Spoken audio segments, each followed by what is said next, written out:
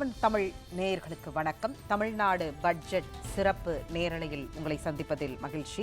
இந்த சிறப்பு நேரலை அமர்வில் நம்முடன் தமிழ்நாடு மகளிர் தொழில் முனைவோர் நலசங்கத்திலிருந்து அதன் நிறுவனர் டாக்டர் கிருஷ்ணா ராதாகிருஷ்ணன் இணைந்திருக்கிறார். பட்டய கணக்காளர் திருமிகு சுபாஷினி, பொருளாதார நிபுணர் சிற்பி, பொருளாதார நிபுணர் கோபிநாத் மற்றும் திமுகவில் இருந்து திரு எஸ்கேபி கருணா. அனைவருக்கும் வணக்கம். எஸ்கேபி, எப்படி இருக்கிறது பட்ஜெட் சொல்லுங்க. திமுக கட்சி திராவிட முன்னேற்ற கழகத்தின் பட்ஜெட் வந்து எப்பொழுதுமே இன்க்ளூசிவ் பட்ஜெட்டாக தான் இருக்க முடியும். ஏனென்றால் அது எங்கள் கொள்கையை சார்ந்த பட்ஜெட்டாக தான் இருக்க முடியும்.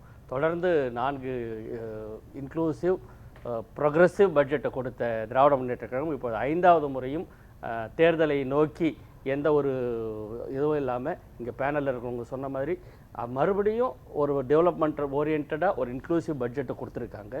எனக்கு இந்த பட்ஜெட்டு கொடுத்ததை விட முக்கியமாக நம்ம பேச வேண்டியது என்னென்னா, ஏன்னா இங்கே சொன்ன மாதிரி இந்த பட்ஜெட் என்பது இனிமேல் செய்ய போகிறோம், அடுத்த ஆண்டுகளுக்கு செய்ய போகிறோம். இப்போ நம்ம ஒரு அறிவிப்பு சொல்லியிருக்கோம், இது எவ்வளோ தூரம் செஞ்சுருக்கோம், அதோட பலன் என்ன, விளைவுகள் என்ன, இதெல்லாம் நமக்கு தெரியாது. இதெல்லாம் அடுத்த ஆண்டு பட்ஜெட்லாம் தெரியும். ஆனால் இந்த முறை வந்து பட்ஜெட்டுக்கு முன்னாடி வந்து ஒரு பொருளாதார ஆய்வறிக்கையை தமிழ்நாடு அரசு கொடுத்துருக்கிறது. இது வந்து மற்ற எந்த மாநில அரசும் செய்யாத ஒரு முதல் முயற்சியாக இந்த பொருளாதார ஆய்வறிக்கை. அப்போ இந்த பொருளாதார ஆய்வறிக்கையை திட்ட கமிஷன் வந்து அதை கொடுத்துருக்கும் போது அதில் இருக்கக்கூடிய எல்லா ரிசர்ச் பாயிண்ட்ஸு, டேட்டா பாயிண்ட்ஸ் இருக்குது. இந்த டேட்டா பாயிண்ட்ஸை வச்சு இதுக்கு முந்தின ஆண்டு செய்த பட்ஜெட், தந்த பட்ஜெட் எந்த அளவுக்கு எஃபெக்டிவாக இருக்குது, எவ்வளோ தூரம் ஹவுலாங் இட் வாஸ் இம்ப்ளிமெண்ட்ன்றதை நம்ம இதில் இருந்து பார்க்கலாம். ஆனால் மக்களுக்கு தெரிய வேண்டியது எல்லாமே தெரிய தேவையில்லை. ஏன்னா தெரிய வேண்டிய ஆர்வம் இருக்காது மக்களுக்கு என்ன தெரியும்னா நம்ம அரசு என்ன பண்ணுது. ஏன்னா பொதுவாக எதிர்கட்சிகள் அவர்கள் சொல்லும்போது கடன் வாங்குறாங்க, நிறைய கடன் வாங்குறாங்கன்னு சொல்லுவாங்க. அப்போது நாம் டெவலப் பண்ணுறோமா, இப்போ பேனல் மெம்பர் சொன்ன மாதிரி இதில் வந்து கேபிட்டல் எக்ஸ்பெண்டிச்சர் நடக்குதா, என்ன நம்மளுடைய லாங் டேர்ம் விஷன், இதெல்லாம் நம்ம இதில் பார்க்க வேண்டியது இருக்குது. 6% நாட்டின் நிலப்பரப்பில் 4%, மக்கள் தொகையில் 6% தான் தமிழ்நாடு. எனக்கே அது ரொம்ப ஆச்சரியமான கொஞ்சம் நம்ம பெரிய ஸ்டேட் நினச்சிட்டு இருந்தோம். ஆனால் இந்தியா எவ்வளோ பெரிய நாடுன்றது இப்போ தான் தெரியுது. 6% தான் நம்ம இருக்கோம். 6% இருக்கக்கூடிய ஒரு தமிழ்நாடு ஒட்டுமொத்த நாட்டோடைய பொருளாதாரத்தில் 9.2% வந்து கான்ட்ரிபியூட் கொடுக்குறோம். அப்போ இந்திய பொருளாதாரத்துக்கு நாம் வந்து ஒரு மிகப்பெரிய பலமாக இருக்கிறோம். அது வந்து தொடர்ந்து ஒரு நம்பிக்கையூட்டக்கூடிய செய்தி. நாம் வந்து வேறு எந்த மாநிலத்திலிருந்தோ வேறு எந்த அரசிலிருந்தோ கையேந்தி அல்லது எதிர்பார்த்து நிற்க வேண்டிய இடத்துல இல்லை, நாம் கான்ட்ரிபியூட்டராக இருக்கோம். அது வந்து ஒரு முக்கியமான விஷயம். அடுத்தது வந்து தனிநபர் வருமானம் சராசரியாக இந்தியாவுடைய சராசரி வந்து ஆண்டுக்கு 1.68 லட்சம் தான். ஆனால் தமிழ்நாட்டில் தனிநபர் வருமானம் வந்து இப்போ 2.78 லட்சமாக இருக்குது. ஸோ அந்த மாதிரி அப்போ வந்து பணப்புழக்கம் அதிகமாக இருக்குது. இப்போ இதை மாதிரி இந்த பொருளாதார ஆய்வறிக்கையில் எல்லா துறைகளை பற்றியும் சொல்லியிருக்காங்க. நிலத்தடி நீர்லேருந்து, காலநிலை மாற்றத்திலேருந்து, தொழில் துறையிலேருந்து, கட்டுமான துறையிலேருந்து, முதலீட்டர் மாநாட்டில் என்னென்னலாம் இதுவாக கன்வெர்ட் ஆகிருக்குது, அடுத்த டிரான்ஸ்போர்ட்டேஷன், இந்த மாதிரி கல்வி, இப்படி நிறைய விஷயங்கள் சொல்லியிருக்காங்க. ஆனால் இது எல்லாமே பெருமிதப்படக்கூடிய ஒரு விஷயமாகத்தான் இருக்கிறது. நம்ம வந்து பொருளாதார ஆய்வறிக்கையே வந்து நம்மளுடைய ப்ராக்ரஸ் ரிப்போர்ட்டாக எடுத்துக்கலாம். தமிழ்நாடு வந்து டிஸ்டிங்ஷன்லாம் ஒரு A கிரேடில் பாஸ் ஆகிருக்கு. ஆனால் இது வந்து சாதாரணமாக சாத்தியமாகலை. இது எப்படி இம்ப்ளிமெண்ட் பண்ணுவீங்க அப்படின்ற ஒரு பெரிய கேள்வி முன்னாடியும் இல்லை. இப்போ அந்த கேள்வியை தான் அதனால தான் சொல்கிறேன். ஒன்றும் இல்லை, இப்போ இன்க்ளூசிவ் பட்ஜெட் எப்படி இம்ப்ளிமெண்ட் பண்ணுவோன்னு நம்முடைய அதாவது கேபிட்டல் எக்ஸ்பெண்டிச்சர்னு சொல்கிறது வந்து ஒன்று வந்து நிலையாக இருக்கக்கூடிய இன்ஃப்ராஸ்ட்ரக்சர்ஸ், இன்னொன்று அறிவுசார் இன்வெஸ்ட்மெண்ட், நாலேஜ் இன்வெஸ்ட்மெண்ட்ஸ். நம்ம வந்து தொடர்ந்து வந்து அதை தான் நம்ம ஃபோக்கஸ் பண்ணுறோம். அதுவும் குறிப்பாக இந்த 4 ஆண்டுகள் ஆட்சியில் வந்து மிகப்பெரிய அளவில் ஃபோக்கஸ் பண்ணியிருக்கோம். ஒரு உதாரணத்துக்கு பெண்கள் கல்வி, இந்த ஒட்டுமொத்த பட்ஜெட்டும் பார்த்தீங்கன்னா யாருக்கு டாமினேட்டட், யாருக்கு வந்து இது யாருக்கான பட்ஜெட்னா இது அப்படியே கண்ணை மூடிட்டு சொல்லலாம், இது பெண்களுக்கான பட்ஜெட்னு சொல்லலாம். முழுக்க பெண்களுக்கு ஃபோக்கஸ் பண்ணியிருக்குது எல்லா விதமான இதுலேயும். 2 முக்கியமான விஷயம் சொல்கிறேன். புதுமை பெண் திட்டம் எல்லாருக்கும் தெரியும். ஒரு கல்லூரியில் படிக்க போனால் மேலே வந்து டிகிரி படிக்க போனால் ஒவ்வொரு மாதமும் 1000 ரூபாய் உதவித்தொகை அரசு கொடுத்து படிக்க வைக்கிறது இந்தியாவில் இல்லை, எந்த நாட்டிலையும் இல்லாத ஒரு திட்டம். படிக்க வந்தால் நாம் பணம் தரோன்றது உயர்கல்வியில். அப்படி நாம் கொடுக்கும் பொழுது இதனால் என்ன பலனுன்னா 47,000 பெண்கள் கூடுதலாக போன ஆண்டை விட இந்த ஆண்டு கல்லூரியில் சேர்ந்திருக்கிறார்கள் கூட. அப்போது நம்ம வந்து அந்த பலனை வந்து நம்ம கண் முன்னாடி பார்க்குறோம். 47,000 பெண் பிள்ளைகள் வந்து பட்டதாரிகளாக ஆகப் போகிறார்கள். இது இந்திய ஒட்டுமொத்த நாடும் பெருமைப்படக்கூடிய ஒரு விஷயம். அப்போ ப்ராக்ரஸ் இருக்குது.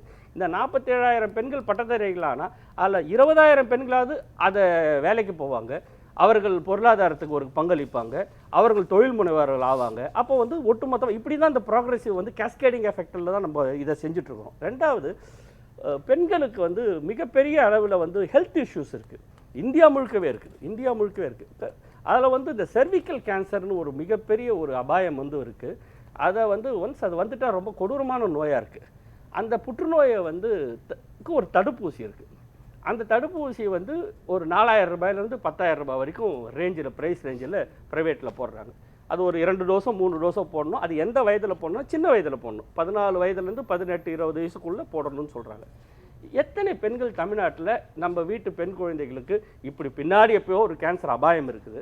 அப்போ இந்த அது ரொம்ப தீவிரமான நோய், இப்போவே நம்ம தடுப்பூசி போடலான்னு எத்தனை பேர் விழிப்புணர்வோடு கொண்டுட்டு போய் ப்ரைவேட்டில் போட மாட்டாங்க.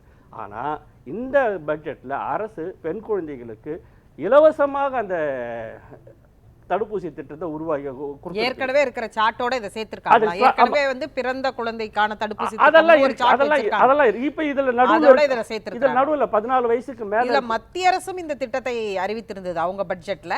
அதுவும் இதுல கணக்கில் கொள்ள வேண்டியது இருக்கு. இது மாநில அரசு இது மாநில அரசுல முழுமையா பண்றோம். எல்லா பெண்களுக்கும் நம்ம பண்றோம். சோ இந்த அளவுக்கு ஒரு இன்க்ளூசிவிட்டி இதுல இருக்கிறத நம்ம வந்து பாக்குறோம்.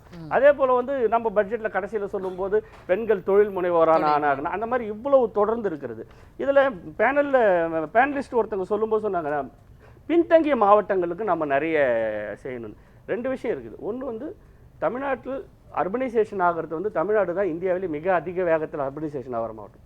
சின்ன நகரன்றதே கிடையாது. ஒரு காலத்தில் சென்னை தான் பெரிய நகரம், அடுத்தது கோவையோ மதுரையோ சொன்னாங்க. இப்போ திண்டுக்கல்லும் கரூர் மாதிரியான நகரங்கள் கூட இப்போ பெரிய நகரங்கள் தான். அதுவும் ஒரு சிட்டிக்கான எல்லா கூறுகளும் உட்கூறுகளும் வந்துருச்சு. வேலூரோ திண்டுக்கல்லோ எல்லா ஊர்களும் அந்த உட்கூறுகள், திருநெல்வேலி இதெல்லாம் அந்த உட்கூறுகள் வந்துருச்சு. எல்லா நகரங்களிலும் வேலை வாய்ப்புகளை உருவாக்கியிருக்கோம். எல்லா நகரங்களிலும் டைடல் பார்க் அனௌன்ஸ் பண்ணியிருக்கு. ஹோசூரில் நாம் எப்படி இவ்வளோ நாள் மிஸ் பண்ண தெரியல. ஹோசூர் வந்து ஹோசூரும் பக்கத்தில் இருக்கக்கூடிய பெங்களூரும் அந்த எலக்ட்ரானிக் சிட்டியும் வந்து ஆல்மோஸ்ட் ட்வின் சிட்டி தான். அப்போ ஹோசூர்லேருந்து அங்கே வேலைக்கு போகிறாங்க. இப்போது அந்த எலக்ட்ரானிக் சிட்டி முழுக்க இந்தியாவுடைய ஒரு ஐடி ஹப்பை உருவாகி இருக்கிறது. அப்போ நாம் இங்கே ஒரு மிகப்பெரிய டைடல் பார்க்கை இப்போ உருவாக்குறோம்.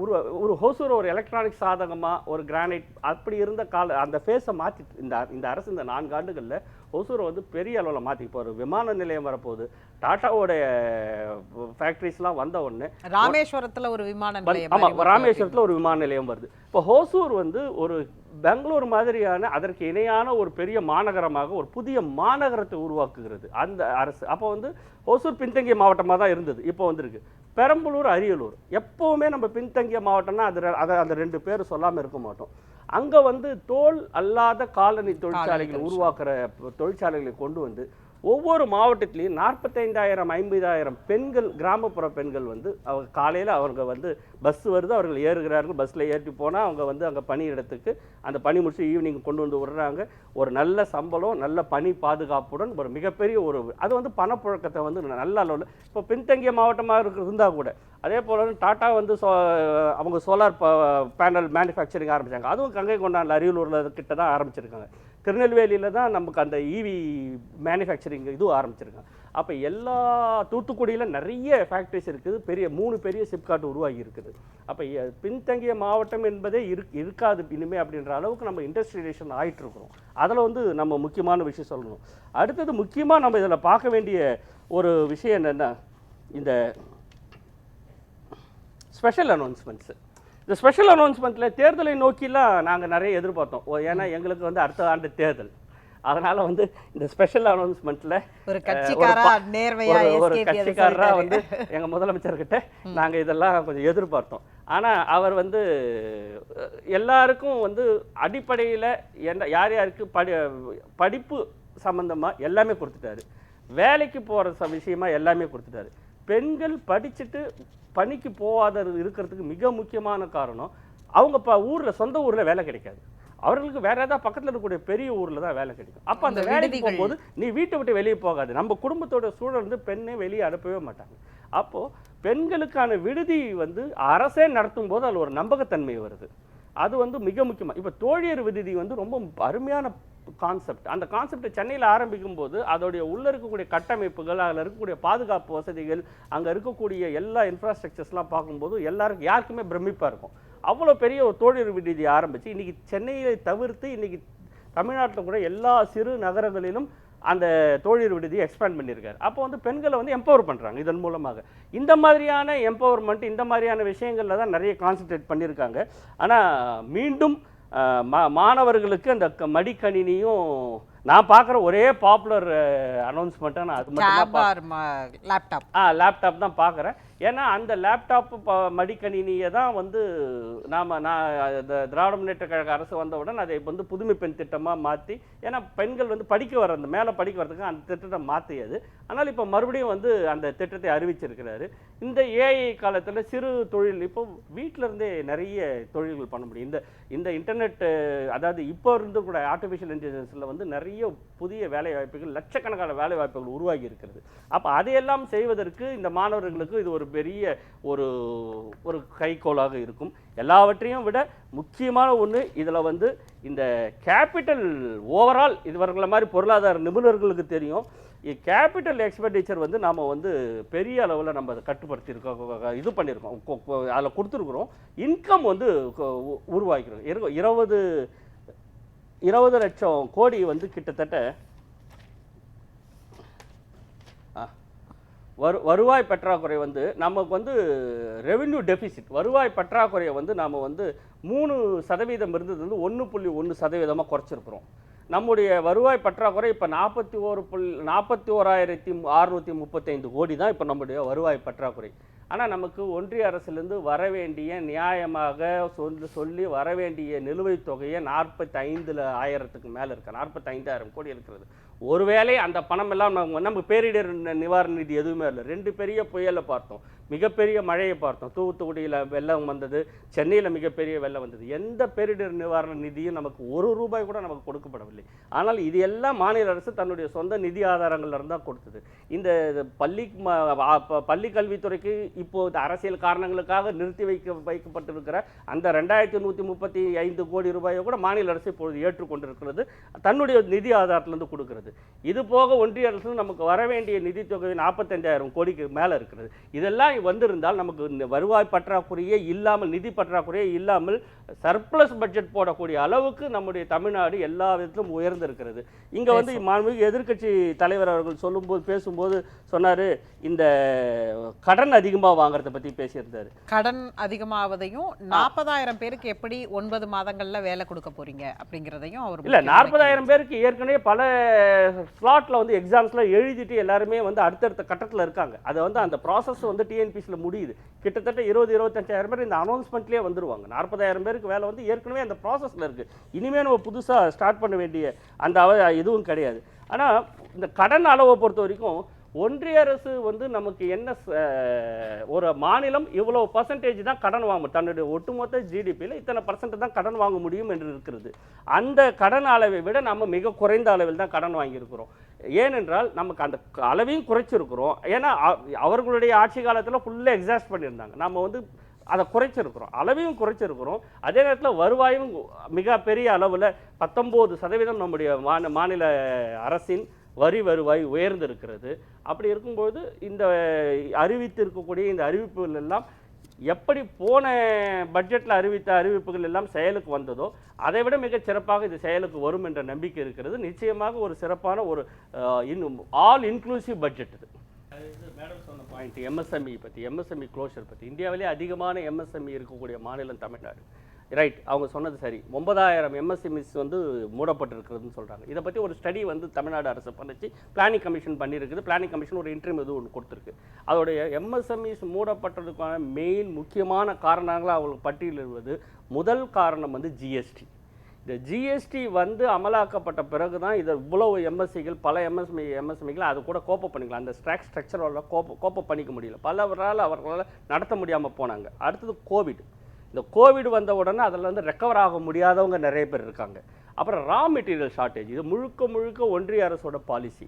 எம்எஸ்எம்இஸ்கோடைய அடிப்படையே ரா மெட்டீரியல்ஸ் வரணும். அந்த மாதிரியான ரா மெட்டீரியல்ஸ் வந்து மிக உதாரணத்துக்கு பஞ்சு எடுத்துக்கணும்னா அத்தனை வேரியேஷன்ஸ் வந்துருக்குது. அதனால் சைனாவில் இருந்து நிறைய விஷயங்கள் வந்து நமக்கு டிபெண்ட் பண்ணியிருக்கிறோம், இப்போ வரைக்கும் டிபெண்ட் பண்ணியிருக்கோம். சைனாவில் என்ன ஒரு பாலிசி டிசிஷன் இருந்தாலும் எம்எஸ்எம்இஸ் நேரடியாக இங்கே பாதிக்குது. அடுத்தது பேங்க் இன்ட்ரெஸ்ட்டு, இது எந்த கட்டுக்கும் அடங்காமல் போயிட்டு இருக்குது. மேடம்க்கு வந்து எம்எஸ்எம்இ ரெப்ரசென்ட் பண்ணுறதால அவங்களுக்கு அதெல்லாம் தெரியும். பேங்க் இன்ட்ரெஸ்ட் வந்து எந்த ஒரு இல்லாமல் ஒரு 5 வருஷத்துக்கு முன்னாடி இருந்த பேங்க் இன்ட்ரெஸ்ட் இப்போ கிடையாது, எல்லாமே மாறிட்டு இருக்குது. அப்புறம் பேங்கிங் நார்ம்ஸ் மாறி இருக்குது. பல முறை கேட்டிருக்கோம். ஒரு 2 தவணை கட்டலைன்னா உடனே அவங்க வந்து அந்த அக்கௌண்ட்டை வந்து அடுத்த கட்டத்துக்கு கொண்டு போயிடுறாங்க. 3வது தவணை கட்டலைன்னா உடனே அது வந்து என்பிஏவை மாற்றுறாங்க. இதெல்லாம் ஏன்னா இந்த எம்எஸ்எம்இஸ் வந்து அவங்க ப்ராடக்ட்ஸை எடுத்து உடனே பணம் வராது. ஆனால் ஜிஎஸ்டி மட்டும் முதல்ல கட்டணும். அவங்க உடனே கட்டிடணும். ஆனால் அவர்களுக்கு வர வேண்டிய பணம் வந்து 90 நாள் 120 நாள் கழிச்சு கூட வரும். அப்போ இந்த பேங்கிங்கில் வந்து இந்த மாதிரியான என்பிஏ ஆக்கிற ரூல்ஸை வந்து பண்ணல. இந்த ஸ்ட்ரக்சரில் மின் கட்டணம் என்பது ரொம்ப கடைசியில் தான் இருக்குது. அது ஒரு முக்கியமான காரணமாக சொல்ல முடியாது. ஏனென்றால் தமிழ்நாட்டில் அவங்களுக்கு ஆதாரப்பூர்வமாக சொல்ல முடியும், இந்தியாவிலேயே மின் கட்டணம் குறைவாக எம்எஸ்எம்இக்கு கொடுக்கக்கூடிய மாநிலம் தமிழ்நாடு தான். அப்படியும் அவர்களுடைய கோரிக்கையை ஏற்று அந்த பேசிக் அந்த யூனிட்ஸோடைய அளவை வந்து இலவசமாக பேசிக்ஸ் அளவை வந்து விசைத்தறியாளர்களுக்கும் சரி மற்ற குறிப்பிட்ட சில தொழில்களுக்கும் அதிகமாக்கியிருக்காங்க.